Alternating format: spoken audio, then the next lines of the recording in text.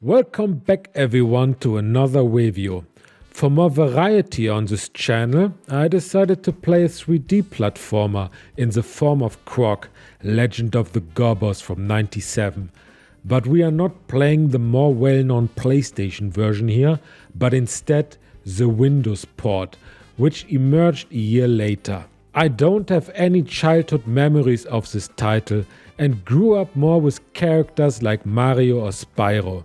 All I know about Croc is that it was passed on to Nintendo as a prototype for a 3D Yoshi game, but it wasn't well received. Afterwards, the creator Argonaut Softwares went to the competition and exchanged the dinosaur for a crocodile. Great. Well then, let's see what this game is all about. King. Can I have your autograph? The story is hardly mentioning. There are no dialogues. Most of the stuff is a matter of interpretation. We are in the realm of the Gobbos. These are little furry creatures that live in peace. One day, a baby crocodile washes ashore and the Gobbos raised it. After a little while, the baby becomes a boy.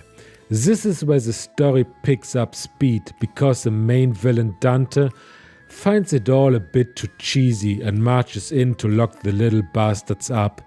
Now it's Croc's job to save his homeland from Dante's henchmen and hunt down the bad guy. And that's pretty much it. I don't know how you see it, but I think the focus of a game should always be on the gameplay. If there is no story to tell, then you should refrain from choking one down the player's throat. Cutscenes only occur during boss confrontations. The good Dante appears in bizarre ways and turns things into monsters. Now, what do I mean by things? I'm sorry guys, but 99% of the enemies look like absolute shit. The character design is a disaster except for Croc. Only a few of the enemies really stand out like the Grim Reaper here. Otherwise, they are just pitiful little creatures darting in front of your screen.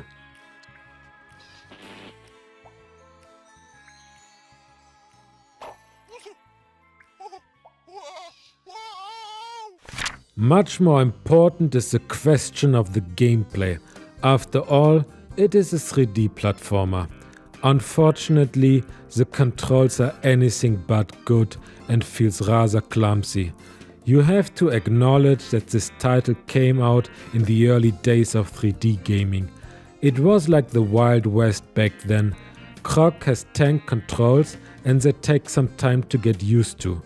To move your character forward, you have to turn him around and then press up. This isn't really a friendly way to play these sort of games. Croc also offers analog controls, but I strongly advised against them because they are even more terrible. It's way too sensitive and you have to remember that you are still controlling a tank. So get used to your D-pad if you reach for the controller as I have. Croc has a handful of familiar moves that you have been seen elsewhere. Of course, jumping is involved, but Croc can't double jump or glide, which makes the platforming a lot more challenging. The little crocodile can either defend himself with a stomp or tail attack. I would like to talk briefly about the latter. The tail attack is a disaster and the range is a joke. Especially in the first few hours of my playthrough, the attack had done me more harm than good. My tip is, if you attack, then run straight into your opponent. Otherwise, you risk hurting yourself. It was also never really clear which enemy can be attacked with it and which not. The Grim Reapers here, for example, can only be killed with a stomp attack, but only if you do it from a distance. I only found out about it through a YouTube video. Thanks for that. Otherwise, the level of difficulty is very demanding, which of course is also due to the controls. It doesn't help that the developers thought it was a good idea to include tiny platforms where precision jumping is required. Thankfully, Croc can hold on to edges and pull himself up, but that doesn't always work and sometimes he just lets go. I recommend holding down the jump button while grabbing the ledge. It shouldn't be necessary, but at least it saved me from sudden death. As in any good 3D platformer, fighting the camera is also a thing. Your view can be rotated, but if something is in the way, the camera shuts down. You can also freely look around using the Y button, but here's the thing. You are not allowed to look up. Whose stupid idea was that again? That doesn't necessarily make exploring the levels any easier. Another mechanic I'm not a fan of is enemy respawning. As soon as you have defeated one, it reappears. Why something like this is here in the first place remains a mystery to me. Therefore, there isn't really a point in fighting, so try to avoid your enemies.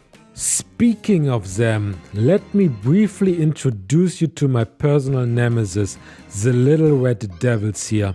Those can fire projectiles at you with deadly precision. I want to remind you again that we are fighting with tank controls, so avoiding them is almost impossible. And particularly, fuck this guy here. He cost me an unbelievable amount of lives. As mentioned, there are also boss fights, but they seem very amateurish and you always defeat them by attacking with your tail, which of course works fabulously. There's also not much feedback involved when an enemy hits you or vice versa. Fortunately, the boss fights follow the Mario principle and after 3 hits it's all over.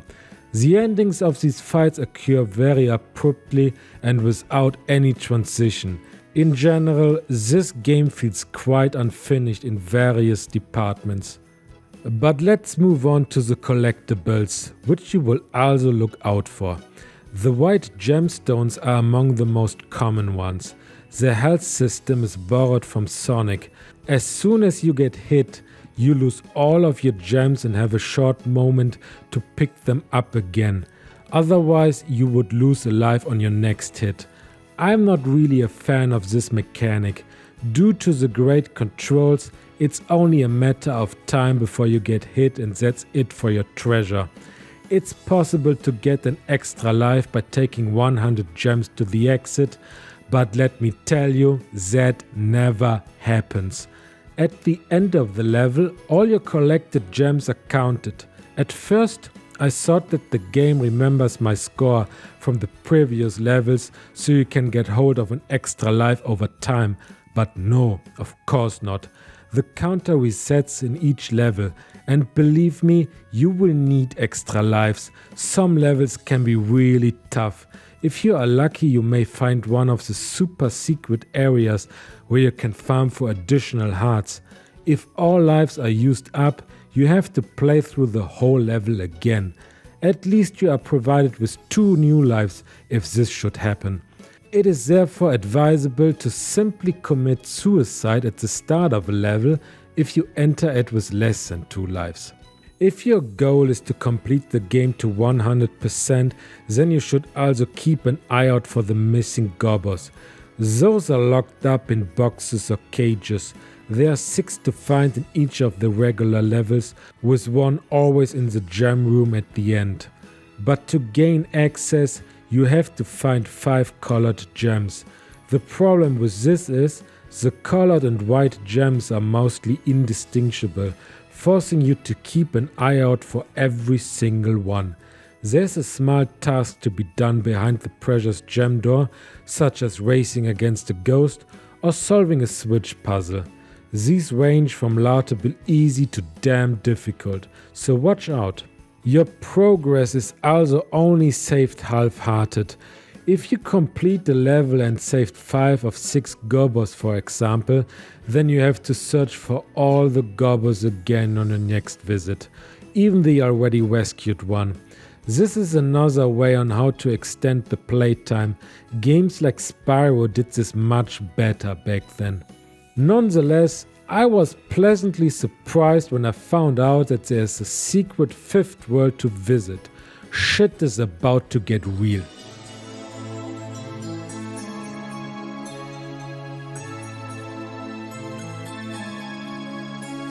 But keep your enthusiasm within bounds, because this is just a remix of the previous worlds. You visit the volcano, snow, desert and castle world once more, just at a very sadistic difficult level. In the end, you destroy Dante once more in his undead form and then you can finally go home. But wait, we still have to talk about my absolute hate level. Panic at Platform Pete's Lair. This is one of the last levels in the game. Of course, the difficulty has skyrocketed by then. The positive first. I think it's good to see new gameplay mechanics introduced in the later parts of the game without constantly recycling the old ones. But God, was this level torture. There are no regular enemies here. What you have to overcome are platforms with spikes that can rotate. This is done by a fat guy with his hammer. The first room is quite simple and shouldn't be much of a problem. For the next one, you have to quickly climb up a staircase before it turns into deadly spikes. Still doable. But in the room after that it gets more intense. You have to jump from one spiked platform to the next, but you can only stand on one simultaneously. When jumping, you have to jump again, otherwise Croc will slide down the edge. But don't jump too far ahead or he will fall into the abyss. That was a fiddly job, I tell you. But the best is yet to come. Now you have to jump onto spiked platforms that move around and of course turn around after a while. There's a rhythm to this, but the whole sequence takes forever and is difficult to follow. Every time I stood on one of these things, I felt like they were about to turn around. And guess what happened? Graphically, Croc is a very colorful game, and thanks to the full HD resolution, you won't get eye strain. In my opinion, the lighting effects are still quite nice, but you can tell that this came out 20 years ago. Everything looks very blocky. The level design also feels quite primitive. Those are divided into rooms, that's all the engine can do, and mostly consist of floating platforms. While playing, it felt less like exploring a world and more like being overwhelmed by an obstacle course. Well, a very famous plumber is also not innocent of this.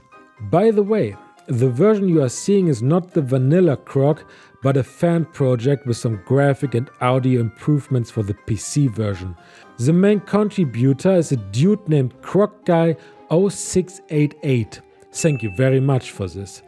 There's a website with more information about this project available, but because the hoster uploaded the whole game on it and it was never really made freeware, I would refrain to put a link in the description to not upset the YouTube god, but it shouldn't be too hard to find on your own.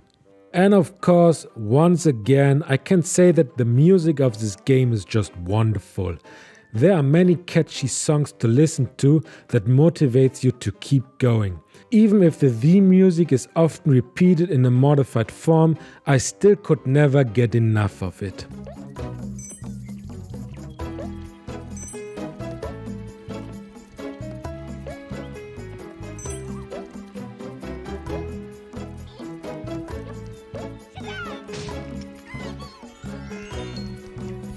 And that brings us to the end of this review. Croc is a prehistoric 3D platformer. Not necessarily bad, but in terms of technology and controls, you should keep your expectations in check. The latter in particular has aged rather poorly. But for fans of the genre, I can make a recommendation though. While it can be frustrating at times, you still get some fun hours out of it. By the way, Croc's movement, his backpack, the controls and the blocky level design reminds me of a very specific English woman. And with that, good evening to you all. There's a new adventure hero in games, Croc. Join Croc as he runs, jumps, swims, climbs, pushes, stomps, and jelly jumps his way through a breathtaking 3D adventure. Help Croc through 50 amazing levels as he faces hordes of villains and obstacles. From swarming sharks and giant bees to slippery glaciers and hot lava. Croc, Legend of the Gobbos. For PlayStation, Sega Saturn, and Windows 95.